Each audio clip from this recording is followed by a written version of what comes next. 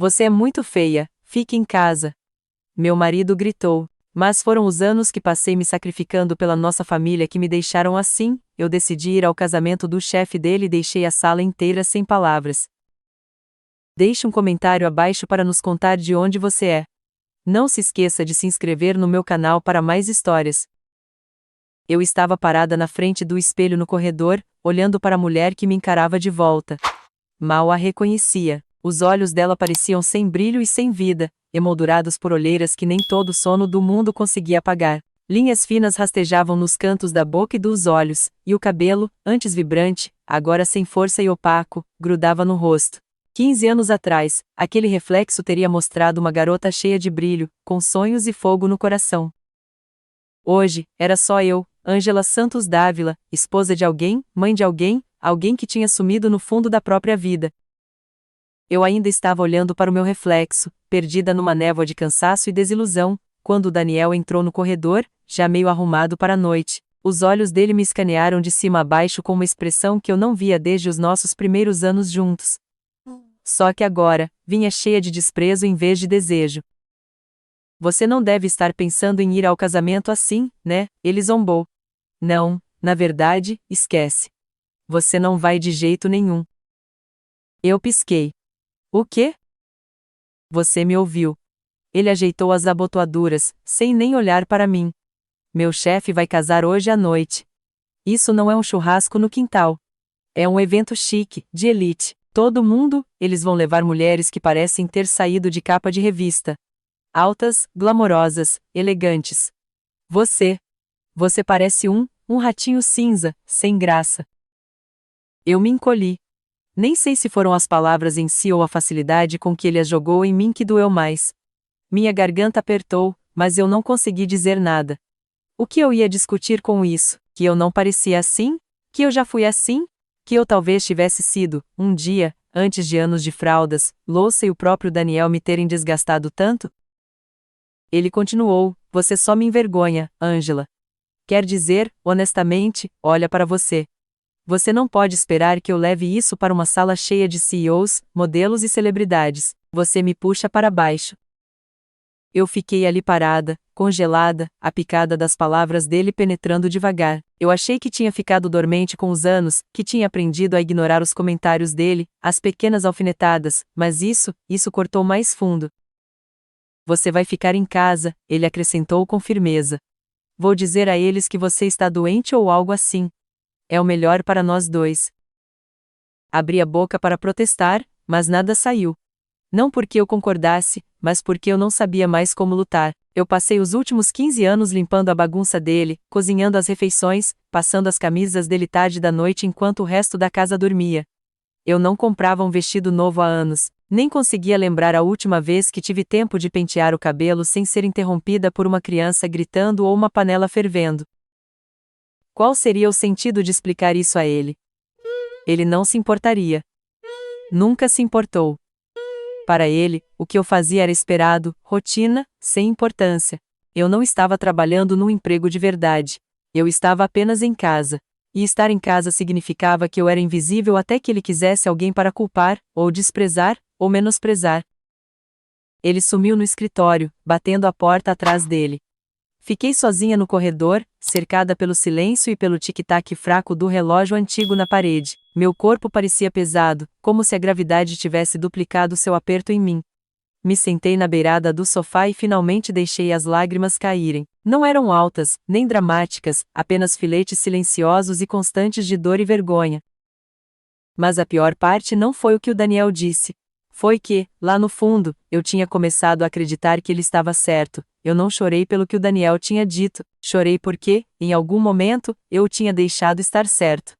Eu tinha me deixado ficar invisível, tanto que nem eu mesma me via mais. Naquela noite, depois que a porta se fechou atrás dele, eu fiquei sentada no silêncio, segurando aquela verdade como uma pedra no peito. Eu não tinha sido apenas humilhada pelo meu marido, eu tinha traído a garota que eu costumava ser. A manhã seguinte veio como qualquer outra. Fiz o café da manhã, preparei os lanches, lembrei as crianças de pegarem as mochilas. O Daniel sentou à mesa da cozinha, mexendo no celular como se nada tivesse acontecido. Eu queria dizer alguma coisa, perguntar se ele realmente queria dizer aquilo, mas as palavras ficaram presas na minha garganta. Talvez eu ainda não estivesse pronta. Os dias seguintes foram cheios de tensão. Mal nos falávamos, só o necessário para a casa funcionar. Tentei uma vez, 2 vezes, tocar no assunto de novo. Eu disse a ele que eu era a esposa dele, que eu tinha todo o direito de ir com ele ao casamento, que não era sobre aparências, era sobre respeito. Mas toda vez que tentei, ele me calava com um olhar, um bufo, ou pior, o silêncio. Você não vai, ele disse finalmente uma noite, sem nem tirar os olhos do laptop. Para de tocar nesse assunto, eu já disse a eles que você está doente. Ponto final. Quase cedi. Quase deixei para lá. Mas uma noite, alguns dias antes do casamento, eu passei pelo quarto da minha filha. A Cláudia estava sentada no chão, ajeitando com carinho um vestidinho na sua boneca favorita. Ela cantarolava baixinho para si mesma, escovando o cabelo da boneca com cuidado antes de colocar, lá numa cama de brinquedo. Eu fiquei ali no corredor, sem ser notada, e algo naquele momento me tocou de uma forma que eu não esperava.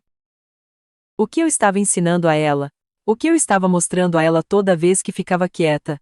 Toda vez que eu deixava o pai dela me diminuir, que estava tudo bem ser tratada assim, que o silêncio era força, que se encolher era amor? Os pensamentos queimavam como fogo no meu peito. Eu não podia deixar ela crescer achando que isso era normal. Eu não podia deixar minha filha se tornar uma mulher que pensava que amor parecia controle, parecia desprezo. Naquela noite, eu não dormi muito. Fiquei olhando para o teto, ensaiando o que eu diria, tentando me agarrar à força que tinha começado a piscar dentro de mim. Pela manhã, não estava apenas piscando, estava firme.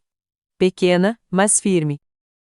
Quando Daniel desceu para a cozinha, esperei até as crianças saírem para a escola. Então, eu fiquei na frente dele, olhei nos olhos dele e disse, o mais calmamente que pude, eu vou àquele casamento, Daniel. Ele olhou para cima, já com a testa franzida. Já conversamos sobre isso. Você não está convidada. Eu sou sua esposa. Não preciso de convite, eu respondi. E se você não me levar, eu vou sozinha. Vou aparecer lá e vou contar a todo mundo exatamente por que eu tive que fazer isso. A expressão dele mudou na hora. Surpresa virando raiva. Ele não estava acostumado com essa versão minha. Aqui se impunha. Aqui não se intimidava. Você não ousaria, ele sibilou. Eu ousaria, eu disse, com a voz firme. Experimenta para ver. Pela primeira vez em muito tempo, eu vi algo diferente de indiferença nos olhos dele. Eu vi medo. O Daniel ficou ali parado por um bom tempo, me encarando como se não reconhecesse a mulher na frente dele. Então ele soltou uma risada curta e amarga e disse, tá bom, você venceu. Meu coração pulou. Mas com uma condição, ele acrescentou friamente. Você não vai comigo. Você pega um táxi, e chega pelo menos 2 horas depois que a cerimônia começar. Depois que todo mundo já estiver relaxado, meio alterado, distraído, você entra quietinha, senta na mesa mais longe no fundo, e fica na sua. Não quero sua presença chamando atenção. Ele disse isso como se estivesse me jogando um osso, uma migalha de aceitação depois de me arrancar cada pedacinho de dignidade. Um nó se formou na minha garganta, mas eu assenti. Não era o ideal, era um insulto. Mas pela primeira vez em anos, eu tinha me imposto. E isso, por mais insignificante que parecesse, era uma pequena vitória. Meu pé na porta. Quando ele saiu para o trabalho, batendo a porta atrás dele, eu me afundei na poltrona da sala. Meu corpo inteiro parecia exausto, a discussão tinha tirado mais de mim do que eu esperava. Minhas mãos tremeram um pouco enquanto eu pegava meu celular. Sem pensar, eu rolei a lista de contatos e toquei num nome que eu não ligava há um tempo, Landeros. Minha voz falhou assim que ela atendeu. Ângela, o que aconteceu? Ela percebeu na hora. Eu nem precisei explicar. Ela era esse tipo de amiga. Eu desabei. Contei tudo, o insulto, o casamento, a tal condição. Eu podia ouvir a respiração dela mudar, ficando mais pesada a cada palavra. Não se mexe, ela disse, com a voz baixa e firme. Estamos indo para aí. Nós? E eu perguntei. A Alexa está comigo. Só espera. A Alexa, minha outra amiga mais próxima desde o ensino médio, ousada, confiante, sempre vestida como se tivesse saído de uma revista de moda. Ela trabalhava como compradora para uma boutique de luxo e tinha um sexto sentido para estilo. As duas tinham me visto apagar por anos, implorando para eu deixar o Daniel, chamando-o de tirano mais vezes do que eu podia contar. E eu? Eu sempre o defendi, dei desculpas, mas não hoje. Menos de 30 minutos depois, a campainha tocou. Eu abri e encontrei a Landeros com uma enorme maleta de maquiagem numa mão e a Alexa carregando várias capas de roupa atrás dela. A Alexa entrou, tirou os saltos e estreitou os olhos. Certo, soldada, ela disse. Enxuga essas lágrimas. Operação Cinderela começa agora. Eu ri com um nó na garganta, sem saber se chorava mais forte ou desabava nos braços delas. A Landeros me abraçou forte. Vamos lembrar aquele homem exatamente que tipo de ratinha ele casou. E assim, tudo começou a mudar. A sala virou um turbilhão de tecidos, pincéis e risadas. A Alexa abriu as capas de roupa e revelou 3 vestidos de festa deslumbrantes. Um era de seda azul marinho profundo salpicado com cristais minúsculos que brilhavam como estrelas. Outro, verde esmeralda com um corte assimétrico e uma fenda ousada, mas elegante. O último, uma criação rosa claro tão delicada que parecia uma nuvem de pétalas de rosa.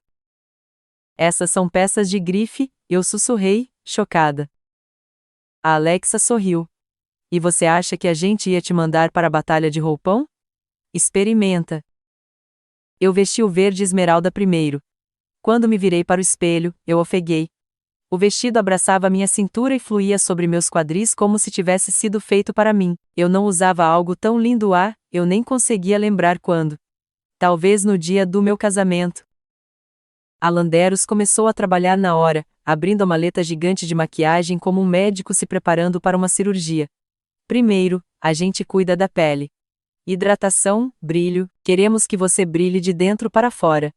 Eu sentei na cadeira como uma boneca enquanto ela aplicava primer, base e um iluminador suave na minha pele. Os dedos dela se moviam rápido, aplicando e espalhando com muita habilidade. Vamos fazer um olho esfumado, discreto, sem exageros, só o suficiente para deixar seus olhos com um olhar profundo.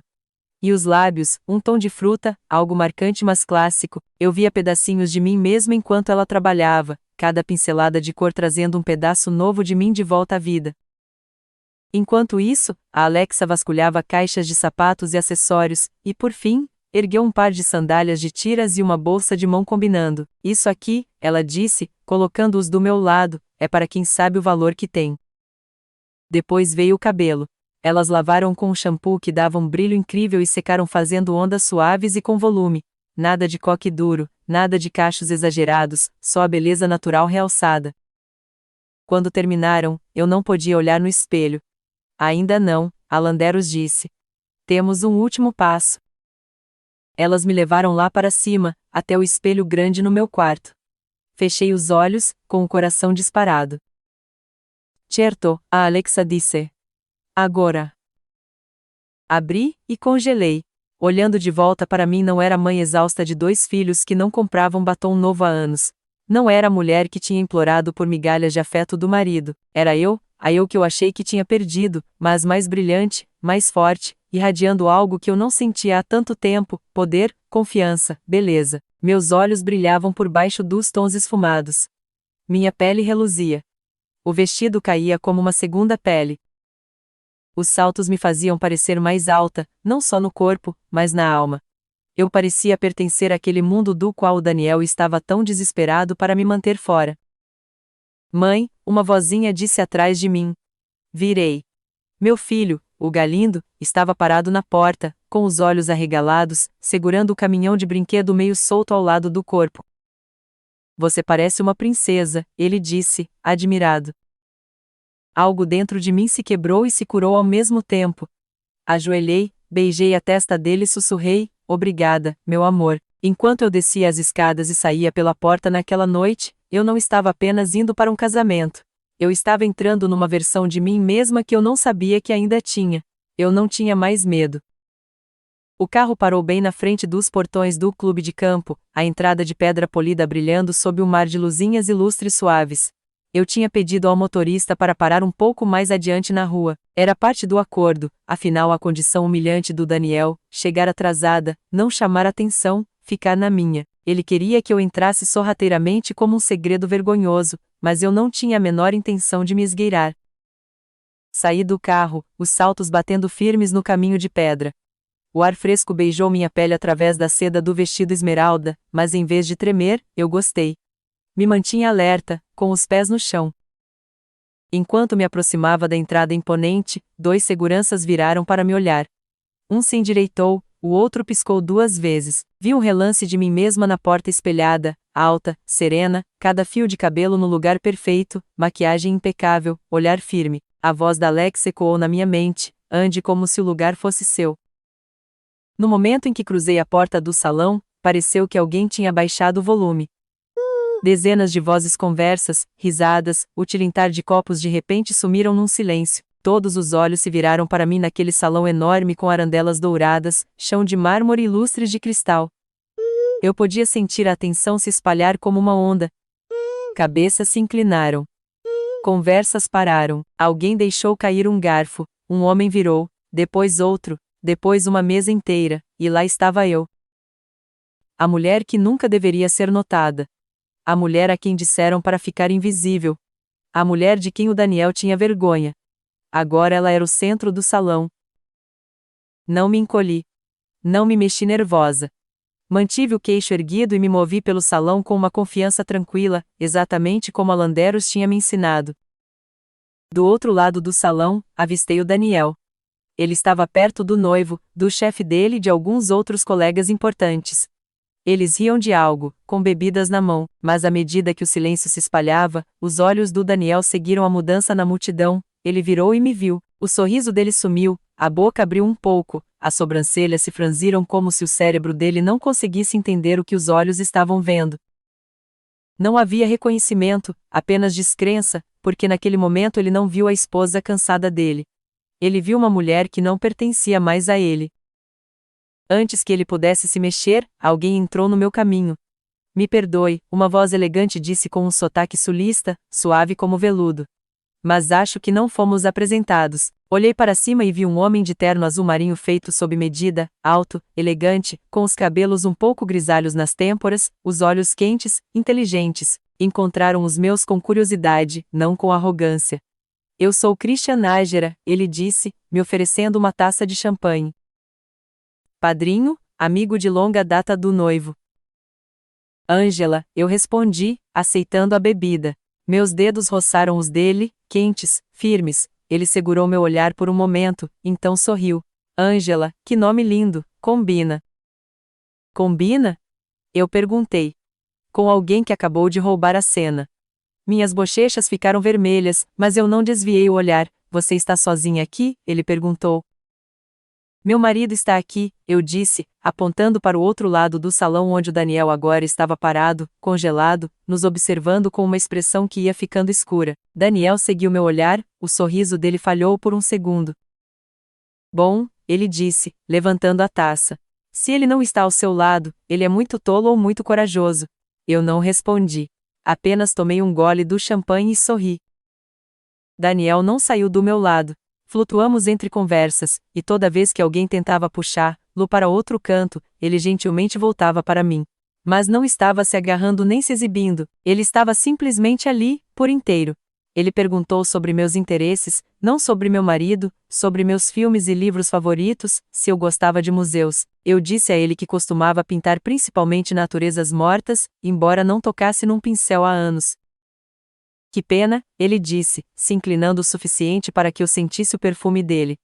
Sutil, caro, aconchegante. Você parece alguém que vê beleza em coisas que os outros ignoram. Ninguém me dizia algo assim há eu nem sabia quanto tempo. Então a música mudou. As luzes diminuíram um pouco e a banda começou a tocar uma valsa suave e melodiosa. Algo atemporal e lento. Daniel se virou para mim, estendeu a mão com uma leve reverência. Me concede? Hesitei por um instante. Olhei para o outro lado do salão. Daniel estava como uma estátua, braços cruzados sobre o peito, a mandíbula tão tensa que eu podia ver os músculos tremendo por baixo da pele dele. Ótimo! Coloquei minha mão na de Daniel, e ele me levou para a pista de dança. A mão dele pousou levemente na minha cintura, a outra segurando a minha, e pela primeira vez em que pareciam décadas, eu me permiti soltar, me apoiar nos braços de alguém e apenas respirar. A música se movia através de nós, e algo mais também. Algo quente, emocionante e assustador. Não éramos os únicos observando. Pessoas cochichavam, algumas sorriam. Ouvi algumas risadinhas do círculo de colegas do Daniel. O Daniel escondeu ela por todo esse tempo, ela é deslumbrante, o cara tem uma rainha em casa. As orelhas do Daniel ficaram vermelhas. E eu? Eu não me importava. Por aqueles poucos minutos na pista de dança, eu não era mãe. Não era dona de casa, não era um fardo ou uma vergonha para ninguém. Eu era apenas uma mulher linda. Quando a música acabou, aplausos se espalharam pelo salão. Até os noivos vieram falar conosco. Daniel, o noivo riu. Você sempre encontra a mulher mais bonita do salão. Ele virou para mim. Ângela, você estava radiante. Eu sorri educadamente, mas antes que eu pudesse responder, o Daniel apareceu ao meu lado. O sorriso dele era forçado, e a mão dele agarrou meu braço logo acima do cotovelo. Obrigado, ele disse, com a voz sem emoção. Estamos indo para casa agora. Ele nem esperou por uma resposta. Só começou a me puxar em direção à saída. Eu acenei um tchauzinho para o Daniel. Os olhos dele permaneceram nos meus, firmes e reconfortantes, enquanto eu sumia na noite. A volta para casa foi silenciosa. O Daniel segurava o volante com tanta força que eu podia ouvir o couro rangendo. Eu olhava pela janela, vendo as luzes da cidade passarem borradas. Meu coração ainda estava preso em algum lugar entre a euforia e o pavor. No momento em que entramos em casa, a coisa explodiu. Que diabos foi aquilo? Ele cuspiu, batendo a porta. Você me envergonhou. Se jogando em cima de uma almofadinha rico como uma desesperada. Eu não me joguei em cima de ninguém, eu disse calmamente. Ele me convidou para dançar. Ele estava com as mãos em você. Não, eu respondi, com a voz baixa, mas firme. Ele estava com a mão na minha cintura, como qualquer outro casal dançando. Você parecia ridícula, ele latiu, se aproximando. Tipo uma exagerada. Diga, eu desafiei. Diga o que você realmente quer dizer. Os olhos dele se estreitaram, e então os dedos dele cravaram no meu braço, com força. Você acha que um vestido e um pouco de maquiagem mudam o que você é? Você continua sendo nada, Ângela. Só um ratinho cinza numa embalagem mais bonita. Algo dentro de mim estourou. Eu puxei meu braço com força.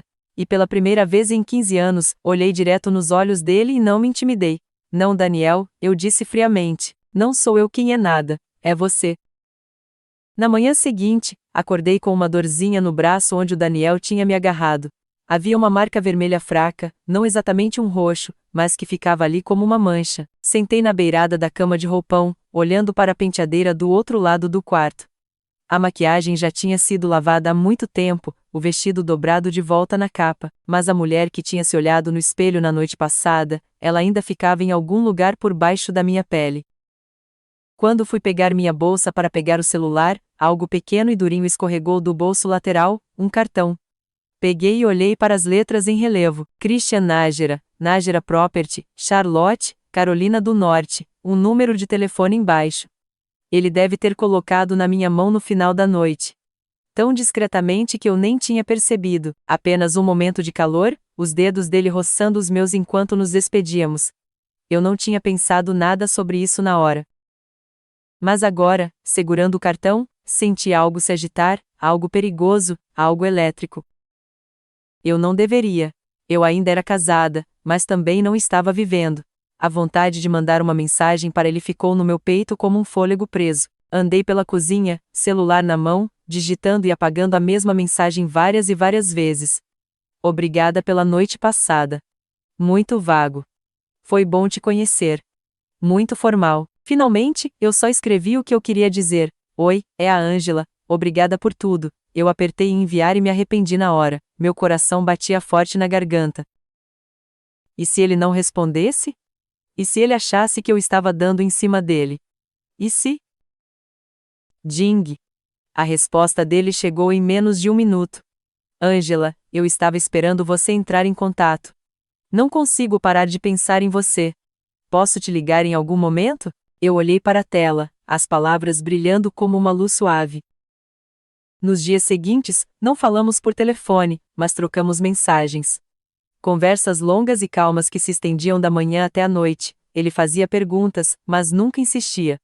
Ele nunca forçava nada. Ele ouvia. Ele me contou sobre o amor dele por fotografia, como ele viajava muito a trabalho, como às vezes passava semanas sem ver ninguém que realmente o olhasse nos olhos. E então ele me perguntou uma noite o que me fazia feliz. Eu hesitei antes de digitar. Eu costumava pintar naturezas mortas, paisagens. Não faço isso há anos. Ele respondeu: Você tem algum trabalho seu? Adoraria ver. Depois de olhar para a tela por um bom tempo, enviei a ele uma foto de uma pintura antiga que eu tinha feito: frutas numa tigela de cerâmica rachada, sombra se enrolando como fumaça sobre uma mesa de madeira gasta. A resposta dele veio na hora. Ângela, isso é incrível. Você tem um talento de verdade, não pode deixar isso morrer. Você deveria pintar de novo para você mesma, não para mais ninguém. Senti algo mudar em mim. O jeito como ele me via, realmente me via, era como ser regada depois de anos de seca. Ele não queria nada de mim. Ele não tinha pena de mim. Ele só acreditava que eu podia ser mais. E devagar, eu comecei a acreditar também. A decisão não veio num único momento. Veio em silêncio, como uma maré que sobe. Um acúmulo lento de noites que passei trocando mensagens com o Daniel. Manhãs acordando ao lado de um homem que não me via. Tardes em que o silêncio da casa era mais pesado do que o barulho jamais fora. Uma noite esperei o Daniel chegar do trabalho. Sentei na sala de estar, as crianças já na casa da minha irmã para a noite. Eu não usava maquiagem, nenhum vestido especial, apenas jeans e um suéter macio. Nada em mim gritava rebeldia, exceto minha decisão. Ele entrou, afrouxou a gravata e mal olhou para mim antes de ir para a cozinha. Daniel, eu disse calmamente. Ele virou. Estou pedindo o divórcio. Ele riu, realmente riu, alto e seco, como se eu tivesse acabado de contar uma piada. Você? Ele zombou. E ir para onde, Ângela? Com que dinheiro? Quem vai cuidar de você, aquele cara do casamento? Eu não respondi. Você realmente acha que ele te quer? Uma mulher com 2 filhos e bagagem. Por favor, ele vai enjoar em um mês, e você vai rastejar de volta. Mesmo que isso aconteça, eu disse baixinho. Ainda prefiro estar sozinha do que aqui. O sorriso dele sumiu. Levantei e passei por ele, sem nem olhar para trás. No dia seguinte, liguei para Landeiros. Em 20 minutos, ela e Alexa estavam na minha porta, porta-malas aberto, caixas prontas, sem fazer perguntas. Empacotamos rápido, só o essencial, roupas, materiais de arte que eu não tocava há anos, um álbum de fotos, o ursinho de pelúcia favorito da Cláudia, o caderno de desenhos do Galindo. Elas não choraram, não perguntaram por quê. De alguma forma, mesmo tão pequenas, elas sabiam. Saímos antes que o Daniel chegasse em casa. Pela primeira vez em 15 anos, fechei a porta atrás de mim e senti como se estivesse trancando uma cela por fora. O Daniel foi paciente. Ele não me pressionou para morar com ele. Ele entendeu que eu precisava de espaço, tempo, para me curar, mas me apoiou em tudo o que importava. Ele contratou uma advogada de divórcio top, alguém forte e inabalável, que me ajudou a dar entrada no processo direitinho, garantir pensão para os filhos e proteger nossos bens. O Daniel tentou lutar, claro, ameaças, insultos, manipulação, mas a advogado calou em todas as tentativas. Eu nunca mais precisei falar diretamente com ele. O Daniel me ajudou a encontrar um apartamento pequeno perto da escola das crianças. Nada chique, mas limpo, aconchegante, seguro. Ele comprou para Cláudia um cantinho de leitura cheio dos livros favoritos dela. Ele levou o Galindo para o treino de futebol nos fins de semana, não para substituir o pai deles, mas simplesmente para estar presente de forma consistente. Enquanto isso, eu, Ângela Santos Dávila, o ratinho cinza, me matriculei em aulas noturnas de design gráfico. Eu estava apavorada, mas fui. Toda noite, depois de colocar as crianças para dormir, eu estudava. Assisti a tutoriais. Desenhei de novo. Desenhei folhetos, modelos, paletas de cores. Parecia que estava aprendendo a respirar de novo. Uma das minhas professoras me chamou de lado um dia e disse: Você tem algo raro. Um olhar e uma voz. Não desperdice isso. Aquelas palavras ficaram comigo. Alguns meses depois, consegui um cargo de designer júnior em uma agência pequena no centro de Charlotte. Equipe pequena, grandes sonhos. Eles me receberam como se eu pertencesse ali, como se eu tivesse algo a oferecer. Porque eu tinha. Minha vida não era mais construída em torno de sobreviver aos humores do Daniel, era construída em torno de me tornar eu mesma de novo.